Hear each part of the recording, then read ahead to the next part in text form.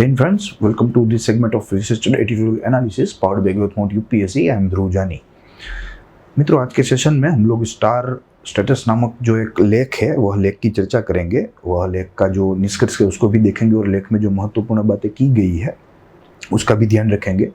मूलभूत यह जो लेख है यह हमारे पॉलिटी और गवर्नेंस से ताल्लुक रखता है।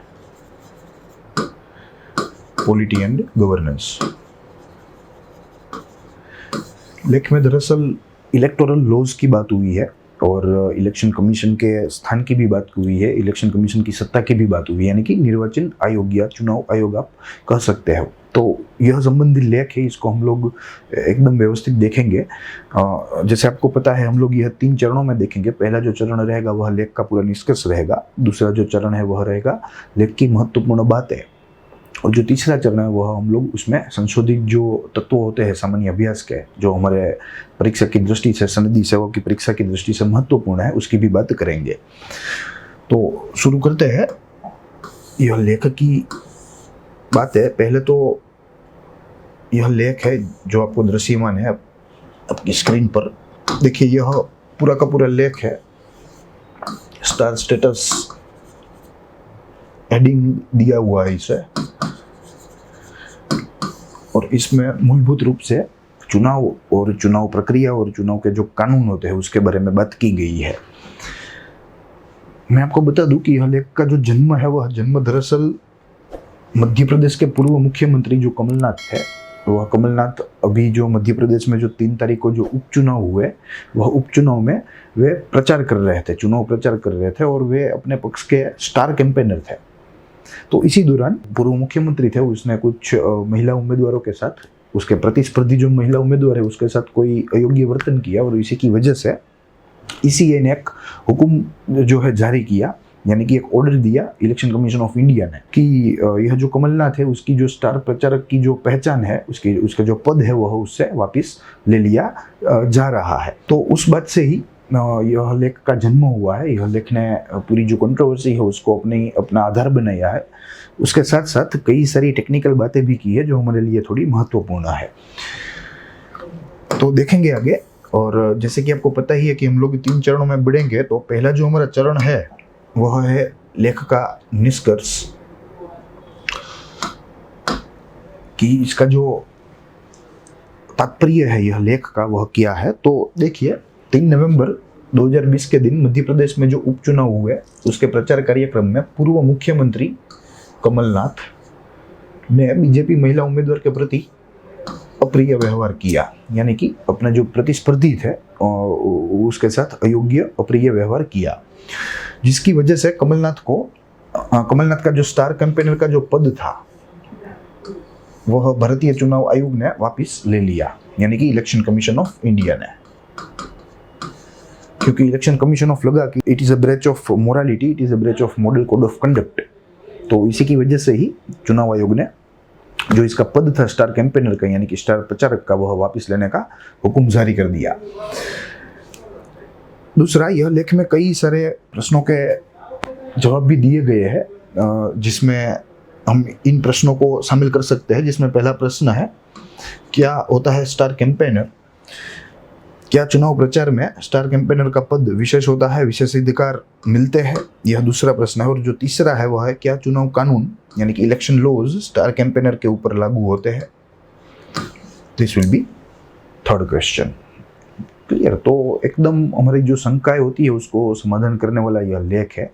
फिर भी यह लेख में एकदम ओवरव्यू लिया गया है, मगर हमने हमारी परीक्षा की जरूरियत को ध्यान में रखते हुए एक वर्टिकल डिप लगाने की कोशिश की है। इलेक्टोरल जो लॉज होते हैं उसके बारे में हमने थोड़ी चर्चा की है, जिसमें जो मुख्य लॉ है 1951 का, पीपल्स रिप्रेजेंटेशन एक्ट ऑफ 1951, उसे लोक प्रतिनिधि अधिनियम भी कहा जाता है, उसकी भी बात की है। और उसके साथ साथ यह जो स्टार कैंपेनर्स है उनसे संबंधी जो चीजें हैं जो हमें जानना जरूरी है उसकी भी बात की है।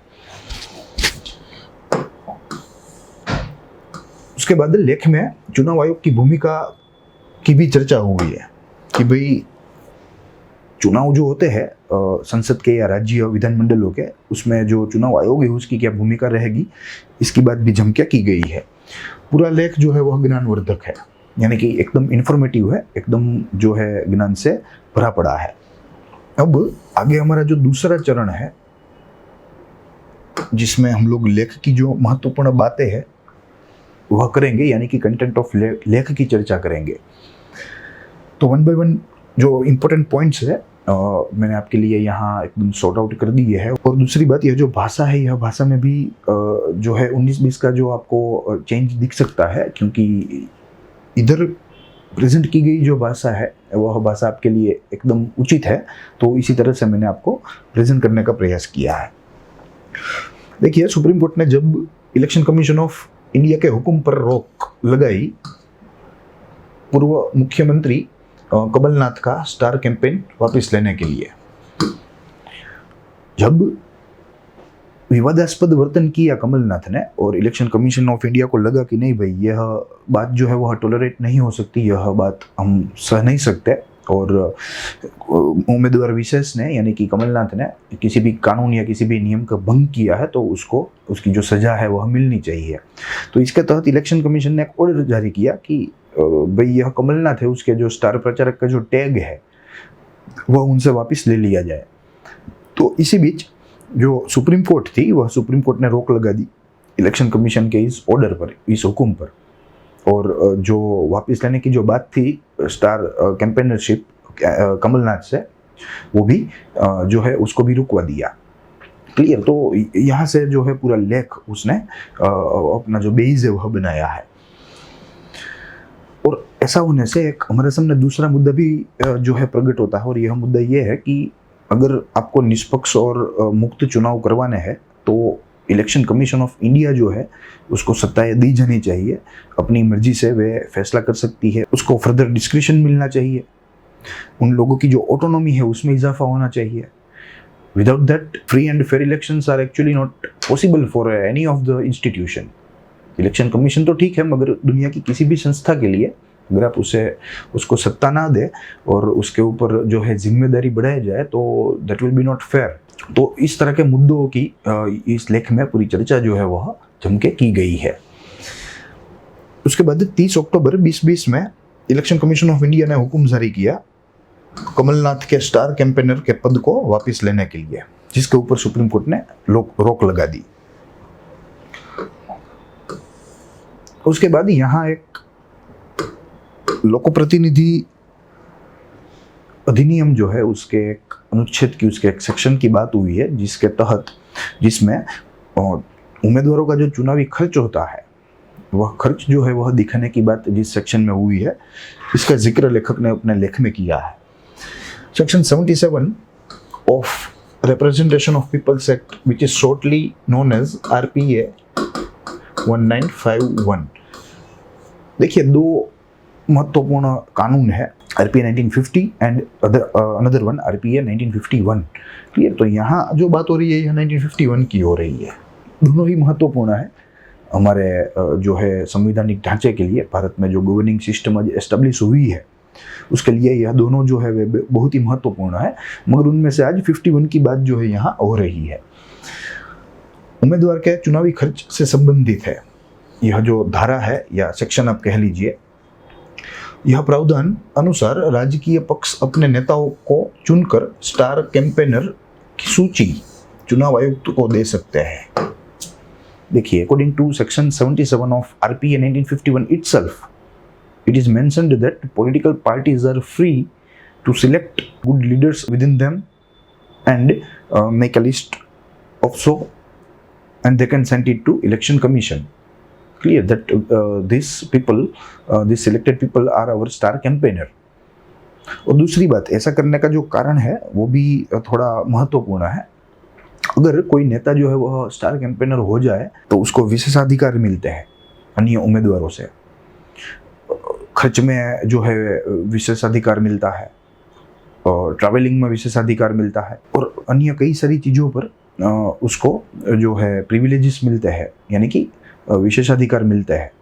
क्लियर? तो ऐसा करने का जो कारण है राजकीय पक्षों के द्वारा ऐसी सूची बनाने का जो कारण है, वह कारण बेशक जो है वह फलदायी है उन लोगों के लिए चुनावों में। यहाँ एक नोंद हमें दिखाई दे रही है, उसके मुताबिक स्टार कैंपेनर का पद जो है वह विशेषाधिकार वाला है, जिसका जिक्र हमने किया, which means they get privileges after selecting as a star campaigner. Star campaigner के पद तहत किया हुआ खर्च निजी चुनावी खर्च में नहीं गिना जाएगा।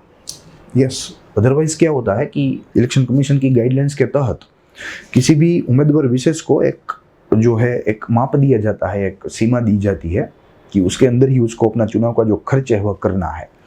रफली अगर हम बात करें तो अगर लोकसभा इलेक्शन हम देखें तो लोकसभा में किसी भी उम्मीदवार को 50 to 70 लाख रुपीस जो है वह खर्च करने की छूट मिलती है कि अप टू 70 लाख, इसकी जो अपर सीलिंग है वह 70 लाख है कि किसी भी उम्मीदवार अपना निजी तौर पर अपना चुनावी खर्च जो है वह 70 लाख कर सकता है। और ऐसी ही प्रोविजन स्टेट लेजिस्लेटिव्स के लिए है, स्टेट लेजिस्लेटिव असेंबलीज के लिए, वो है 20 से 28 लाख कि कोई भी विधायक विशेष हो किसी भी राज्य का, वह इस रेंज में अपना जो निजी चुनावी खर्च है वह कर सकता है। क्लियर। मगर कोई उम्मीदवार एक बार स्टार कैंपेनर के सूची में आ गया, अगर पार्टी के स्टार कैंपेनर की सूची में जो उसने निर्वाचन आयोग को भेजी हो, तो उसका जो खर्च है पूरे चुनाव में परिवहन का जो खर्च है एक जगह से दूसरी जगह, दूसरी से तीसरी, यानी कि मैक्सिमम जो मत क्षेत्र है उसको कवर करने की जो दौड़ है, उसका जो खर्च है वह खर्च उसके निजी आंकड़ों में नहीं गिना जाएगा। वह खर्च पर्टिकुलर पार्टी का होगा, पूरी पार्टी में गिना जाएगा। तो ये एक बहुत अच्छी बात है राजकीय पक्षों की दृष्टि से, उसके दृष्टिकोण से। क्लियर। मगर from the view point of governance, from the view point of political reforms, from the view point of electoral reforms, उसके वह एक जो है चर्चा का विषय है। उसके बाद देखिए, चुनाव आयोग ने मॉडल कोड ऑफ कंडक्ट में एक उपधारा को शामिल किया है जो उम्मीदवार को अपनी सार्वजनिक निजी प्रवृत्तियां जोड़ने से रोकता है। Yes, there is a small section कि कोई जो उम्मीदवार विशेष हो तो वो यह लूप होल का गैरलाभ ना ले। क्लियर। स्टार कैंपेनर के तहत अपने निजी जो खर्च है वे इससे ना करे। तो इन सब चीजों को रोकने के लिए ऐसे कुछ प्रावधान यहाँ दिए गए हैं। हालांकि चुनाव आयोग कोई वैधानिक कानून नहीं है।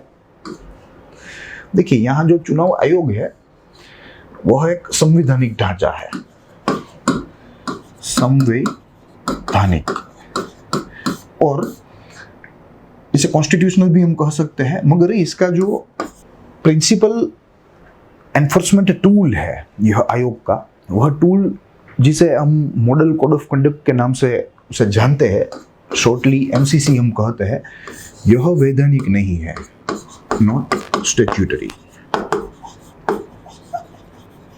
यानी कि not backed by, not powered by a law which has been framed by a parliament or a state assemblies। फिर भी यह जो मॉडल कोड ऑफ कंडक्ट है वह एकदम एनफोर्स होता है, एकदम कठोर तौर से एनफोर्स होता है, उसमें हमें कोई शंका नहीं होनी चाहिए। मगर इसका जो स्टेटस है वह नॉन स्टैट्यूटरी है, it is not powered by, backed by a law. ये हमें बात याद रखनी होगी। उसके बाद सुप्रीम कोर्ट के पूर्वकालीन फैसलों के मुताबिक, जो पास्ट में सुप्रीम कोर्ट ने जो फैसले लिए हैं हमारे अतीत में स्वतंत्रता के बाद, उसको ध्यान में रखते हुए हम लोग ऐसा निष्कर्ष निकाल सकते हैं कि व्हेनेवर जो चुनाव आयोग है उसे ऐसा लगे कि अब कानून जो है वह बनाना अनिवार्य है, यह जो पूरी चुनावी प्रक्रिया है उसकी पवित्रता को मेंटेन करने के लिए, उसकी डिग्निटी को, उसकी जो है कॉन्फिडेंशियलिटी को मेंटेन करने के लिए कानून बनाना ज़रूरी है, तो वो बेशक किसी भी समय वह जो कानून है वह बना सकती है। ECI और जो फ्री एंड फेयर इलेक्शंस है उसको एग्जीक्यूट कर सकती है, उसमें में कोई दिक्कत नहीं है। तो कहने का तात्पर्य यह है कि ECI पावरफुल संस्था है अपने आप में, क्योंकि संवैधानिक भी है और संवैधानिक के साथ साथ उसकी जो ऑटोक्रेसी है, ऑटोनॉमी है, वो भी बहुत ही अच्छी है। उसके बाद वास्तविक रूप से यह बात विवादास्पद यानी कि तर्कनीय है कि क्या ECI अपनी सत्ता का भरपूर उपयोग कर रही है। यस, किसी भी सिक्के के दो पक्ष हो सकते हैं, जैसा हमें मालूम है। तो यहाँ भी दो दलील है, एक ईसीआई के अगेंस्ट में है और एक ईसीआई को फेवरिंग करती है। पहली जो है वो अगेंस्ट में है और कहती है कि क्या जो इलेक्शन कमीशन है वह आज के समय अपनी जो सत्ता है वह अपने दोनों हाथों से क्या प्रयोग कर रही है। एक ऐसा भी मत है। और दूसरा मत है कि अगर मुक्त और निष्पक्ष चुनाव जो है वह करवाने होंगे, निर्वाचन करवाना होगा, तो ईसीआई जो है उसको सत्ता जो है वह देनी होगी, वह सत्ता में इजाफा करना होगा टाइम बाय टाइम, जैसे ज़रूरत पड़ती जाए ऐसे उसकी जो सत्ता है उसमें बढ़ोतरी हमें करनी होगी। तो दोनों पक्षों में दलील है, एक फेवर में जाती है और दूसरी ऑड वन है।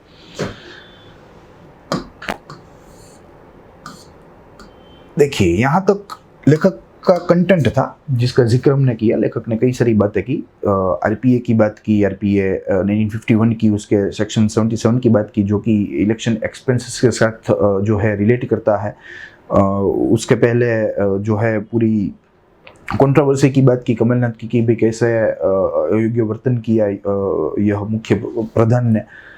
स्टार प्रचारक की भी बात की। अब से जो शुरू होने वाला चरण है वह दरअसल थोड़ा महत्वपूर्ण है, क्योंकि हमने यहाँ संशोधित जो तत्व है वह एक्सट्रैक्ट किए है और उसको आपके समक्ष प्रेजेंट करने की जो है कोशिश की है। उसमें सबसे पहला जो है वह है 1951 का एक लोक प्रतिनिधित्व अधिनियम कायदा, जो अति महत्वपूर्ण है। और यह कायदे ने दरअसल भारत में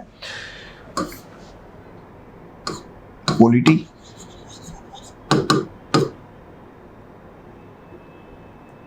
एडमिनिस्ट्रेशन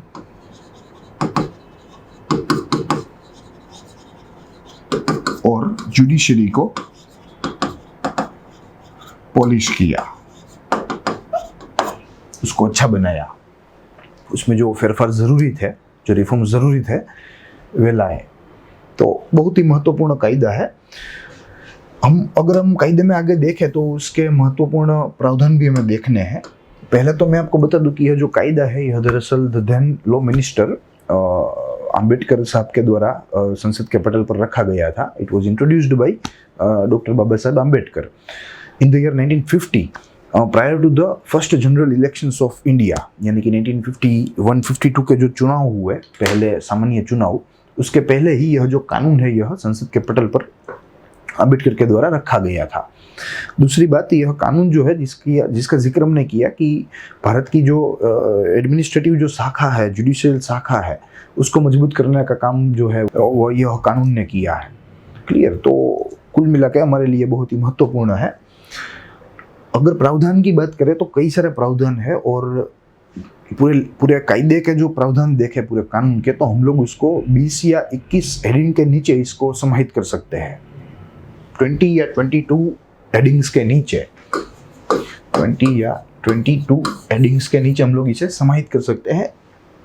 इतने प्रावधान है, इतनी महत्वपूर्ण बातें यह पूरे कानून में बताई गई है। मगर यहाँ हम लोग एक ओवरव्यू लेंगे, एक प्रतीकात्मक जो प्रावधान है जो महत्वपूर्ण है, यह 2022 में भी महत्वपूर्ण है, इसकी बात हम लोग यहाँ करेंगे। देखिए, पहला जो मुख्य प्रावधान है यह है संसद के सभ्य पद के लिए योग्यता तय करना, जिसका जिक्र हमने किया ऑब्जेक्टिव में कि qualification and disqualification of MPs and of MLAs are to be described. दूसरा, राज्य विधानसभाओं के समय के सभ्य पद के लिए योग्यता, ये भी बात हमने देख ली। यह पार्लियामेंट के लिए था, यह था स्टेट असेंबली के लिए। तीसरा, मुख्य चुनाव अधिकारी, जिला चुनाव अधिकारी के लिए भी प्रावधान हुए कि चुनाव की जो क्रिया है उसको मॉनिटर करने के लिए, उसको नियंत्रित करने के लिए मुख्य चुनाव अधिकारी भी होंगे और उसके साथ साथ जिला चुनाव अधिकारी भी होंगे। कई सारे प्रावधान है, जैसा मैंने आपको बताया। ऑब्जर्वर्स के भी प्रावधान है कि पूरे जिला में भी अलग अलग ऑब्जर्वर्स भी होंगे पूरी जो चुनाव की प्रक्रिया है उसको देखने के लिए, ताकि पूरी प्रक्रिया मुक्त रूप से और निष्पक्ष तरीके से पूर्ण हो। उसके बाद राजकीय पक्षों का पंजीकरण यानी कि रजिस्ट्रेशन।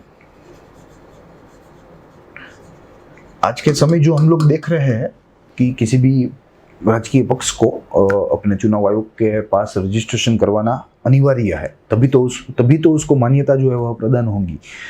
तो उसकी शुरुआत जो है वह यह लेख से हुई थी, यह बात हमें भूलनी नहीं होगी।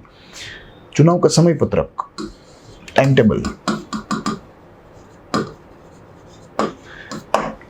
टाइम टेबल जो हम देख रहे हैं आज के न्यूज़ चैनल्स में कि इतने चरणों में चुनाव और इतनी तारीख को चुनाव की जो प्रक्रिया है वह इतने समय तक होगी।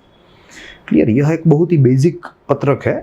दरअसल यहाँ चुनाव का जो समय पत्रक है उसका जो मीनिंग है वह थोड़ा सा बड़ा है, क्योंकि कई सारी चीज़ों का इन्वॉल्वमेंट होगा कि जो ईवीएम मशीन से वे कब आएंगे, कब कॉन्स्टिट्यूंसी में जाएंगे, कहाँ रहेंगे, कहाँ रखे जाएंगे, आई मीन क्लियर। उसके बाद जैसे ही चुनाव की तारीख जो है वह जाहिर होती है, सार्वजनिक होती है, उसके ठीक बाद जो उम्मीदवारी जो फॉर्म होते हैं, रजिस्ट्रेशन होते हैं उम्मीदवारों का, वो शुरू हो जाता है। वो कितने दिनों तक टिकेगा, लास्ट डेट कौन सी होगी नॉमिनेशन की, नॉमिनेशन कैंसिल करवाने की लास्ट डेट कौन सी होगी,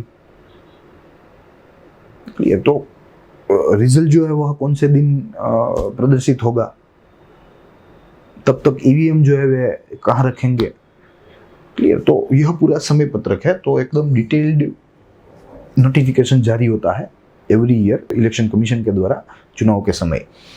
उसके बाद चुनाव की प्रक्रिया, गिनती। चुनाव की प्रक्रिया बैलेट पेपर से होगी, ईवीएम से होगी, प्रॉक्सी वोट्स अलाउड है या नहीं है। तो ये सब सारी बातें जो है यह 1951 के कानून ने तय की है। हल्के हल्के फेरफार होते रहे, मगर जो ढांचा है वह 1951 में सेट हुआ था। गिनती कैसी होगी, चुनावी खर्च जो है वह तय यह कानून ने किया। और जिस चुनावी खर्च की बात हमने आज के लेख में की, सेक्शन 77 ऑफ PRA 1951, वह चुनावी खर्च जो है यह कानून ने तय किया था। उसके बाद भ्रष्ट कार्य के ऊपर रोक, करप्ट जो प्रैक्टिसेस होती है, बूथ कैप्चरिंग हो या प्रेजुडिस ऑफ वोट हो, वोट को खरीद लेना हो, डरा धमका के अपने और मतदान करवाना हो, तो इन सारी बातों को भी दबाने के लिए यह कानून जो है उसमें प्रावधान है, उसमें प्रावधान रखे गए थे। बाद में माहिती का अधिकार भी इसमें ऐड कर दिया गया। माहिती का अधिकार यानी कि उम्मीदवार की माहिती, उम्मीदवार का बैकग्राउंड क्या है, अगर क्रिमिनल है तो कौन कौन से गुने हैं उसके ऊपर, कितने मुकदमे चल रहे हैं, इत्यादि चीज़ों का जो जानने का जो अधिकार है सामान्य जनता का, वो भी दिया गया, मगर बाद में अमेंडमेंट से दिया गया था। क्लियर। तो ये सारी बातें जो है यह उसके मुख्य प्रावधान थे। मैंने आपको बताया कि वैसे तो हम लोग 20-22 बिंदु बना सकते हैं पूरे लेख के प्रावधान को अगर हम देखें तो, मगर उसमें से जो चुनिंदा थे, हमारे लिए महत्वपूर्ण थे, उसका जिक्र हमने यहाँ किया। उसके बाद इस अधिनियम का अगर हम महत्व देखें तो सर्वप्रथम लोकतंत्र की जो नींव होते हैं, डायरेक्ट इलेक्शंस, वो नींव इस कानून ने रखी सर्वप्रथम बार स्वतंत्र भारत में। उसके बाद सिर्फ चुनाव ही नहीं, मुक्त व निष्पक्ष चुनाव की बात की कि ऐसे ही सिंपल इलेक्शंस नहीं, मगर they should be free and fair elections. उसकी बात यह कायदे ने की, यह कानून ने की। बाद में माहिती का अधिकार भी प्रदान करा, जिसका जिक्र हमने किया। देखिए हमारे यहाँ एक फुटनोट है, ये फुटनोट में आपको दिख रहा होगा कि उसमें आर्टिकल 327 का जिक्र हुआ है, जो कि पार्ट 15 का है कॉन्स्टिट्यूशन ऑफ इंडिया का। पार्ट 15 जो है वो हमारा इलेक्शंस से लगता जो है विभाग है हमारे बंधारण में, हमारे संविधान में। उसके तहत एक अनुच्छेद है, कलम है, वह कलम के तहत संसद को सत्ता प्राप्त है। संसद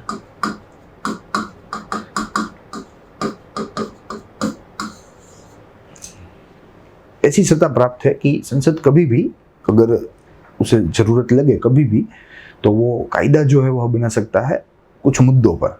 और जो वो मुद्दे हैं वे पॉलिटी और गवर्नेंस के हैं भारत के संदर्भ में, जिसमें संसद के या राज्य विधानमंडल के चुनाव के संबंधी कोई बात हो, उसके ऊपर संसद जो है वह नियम बना सकती है, कानून बना सकती है। सभ्य संख्या की बात हो किसी भी गृह की, संसद के या राज्य विधानमंडल के, तो उसका भी सीमांकन, पुनः सीमांकन कर सकती है। क्लियर। उसके बाद प्रत्येक समयक गठन सुनिश्चित करने के लिए उपबंध कर सकती है। किसी भी हाउस हो उसके रूल्स और रेगुलेशंस को बचाने के लिए किसी भी आवश्यकता का समय संसद कानून जो है वह पारित बना सकती है और पारित कर सकती है और लागू भी कर सकती है। ऐसा विशेषाधिकार आर्टिकल 327 के द्वारा संसद को दिया गया है, जो कि पार्ट 15 इलेक्शंस में समाहित है। ये थोड़ा महत्व का मुद्दा है। उसके बाद देखिए, हमने इंपॉर्टेंस देखी कि भाई यह न्यू थी, न्यू के साथ साथ कई सारे रिफॉर्म्स भी लाए यह कानून के द्वारा, मगर कुछ छिद्र भी रह गए थे जिसका पता जो है हमें होना जरूरी है। देखिए, सर्वप्रथम निष्पक्ष में कमी सभी उम्मीदवारों से। निष्पक्षता यहाँ ठीक रहेगा, फेयरनेस नहीं रख सका निर्वाचन आयोग सभी उम्मीदवारों से। कोई उम्मीदवारों को ज़्यादा जो है फायदा दे दिया, कोई उम्मीदवारों से ज़्यादा सख्त हो गया। निर्वाचन आयोग को ज़्यादा ताकतवर बना सकता था, यानी कि यह कानून ने जितना बना सकता था, जितनी ज़रूरत थी उतना बनाया नहीं, कम ताकतवर बनाया, कम शक्तिशाली बनाया। उसके बाद चुनाव अधिकारियों को स्वनिर्णय लेने की अनुमति नहीं दी गई। चुनाव अधिकारियों को जो शक्ति है वह प्रदान नहीं की गई, ऑटोनॉमी जो है वह प्रदान नहीं की गई। उन लोगों को अपने डिस्क्रिप्शन से कोई निर्णय लेने की जो है छूट नहीं मिली अभी भी, और वे लोग जो है एक सरकारी सलाहकार एजेंसी के रूप में रह गए। तो ये एक लूपहोल है, यह एक छिद्र है इस कानून का। जैसे एग्जिट पोल को प्रतिबंधित किया, वैसे ही ओपिनियन पोल्स को भी प्रतिबंधित नहीं कर सका। यस, तो दोनों ही जो पोल्स है वे इन्फ्लुएंस तो करते ही है वोटर को, मतदार को प्रभाव में लेते हैं, तो दोनों ही बंद होने चाहिए, मगर ये नहीं कर सका, एक ही बंद कर सका। उम्मीदवारों के चुनावी खर्च पर कोई रोक नहीं, कोई खास प्रावधान नहीं। ये बात भी थोड़ी महत्वपूर्ण है। जो महत्तम सीमा है वह सेट करनी चाहिए थी इस कानून को, वो नहीं की, which means there was no upper ceiling for expense of any candidate for his or her election. दूसरी बात, कोई व्यवस्थित प्रावधान भी नहीं था कि जो चुनाव है वह कैसी तरह दिखाना होगा, कैसे वर्गीकृत करके एकदम सुव्यवस्थित रूप से वर्गीकृत करके दिखाना है या नहीं दिखाना है, ऐसी कोई बात यह कानून में हमें दिखती नहीं है। तो मुझे लगता है कि ऐसी कुछ जो बातें हैं यह इस कानून में छिद्र रूप रह गई हो। अब यहाँ तक हमने PRA 1951 और उसकी प्रोविजंस देखी। अब हम थोड़ा स्टार कैंपेनर्स के बारे में थोड़ा देख लेंगे, जो हमारे ज्ञान के लिए थोड़ा जरूरी है। देखिए, एक स्टार प्रचारक को उन व्यक्ति के रूप में वर्णित किया जा सकता है जो राजकीय पक्षों के द्वारा निर्वाचन क्षेत्र में चुनाव प्रचार के लिए नामांकित है। प्रोसेस हमने देखी कि according to Article 77 of PRA 1951, every party is entitled to give a list of their good selected चुनाव प्रचारक। उसका जो लिस्ट है वह प्रत्येक राजकीय पक्ष निर्वाचन आयोग को दे सकता है, और वो भी देखा हमने कि जिस व्यक्ति विशेष का लिस्ट में नाम हो उसको कैसे विशेषाधिकार मिलते हैं अन्य उम्मीदवारों से अपने चुनावी खर्च में। दूसरी बात, किसी कानून व चुनाव आयोग के अनुसार स्टार कैंपेनर्स परिभाषित नहीं है, which means they are not actually formally termed in any of the law or by Election Commission of India. Maximum number of star campaigners, ये आंकड़ा हमारे लिए थोड़ा जरूरी है। जो रजिस्टर्ड या रिकॉग्नाइज्ड पार्टी होती है, मान्यता वाली, चुनाव आयोग की मान्यता वाली पार्टियां, वे मैक्सिमम 40 तक अपने स्टार कैंपेनर्स रख सकती है। और वही जो अनरिकॉग्नाइज्ड पॉलिटिकल पार्टीज है, उन लोगों के लिए जो लिमिट है, यह लिमिट बिलो 20 है, यानी कि 20 तक ही वे लोग अपने स्टार प्रचारक रख सकते हैं। क्लियर। तो this is all about the star campaigners. देखिए, तो यह पूरा लेख था जिसमें हमने लेख की तो बात की ही, लेख के निष्कर्ष को भी देखा और उससे जुड़े जो हमारे सामान्य अभ्यास के जो तत्व थे उनका भी जिक्र किया, उनकी भी बात की। तो आई होप कि आपको मजा आया होगा, आपके ज्ञान में जो है इजाफा हुआ होगा। तो आज के लिए इतना ही। Stay tuned for next update. तब तक stay safe, stay watching Growth Mount Education. Thank you.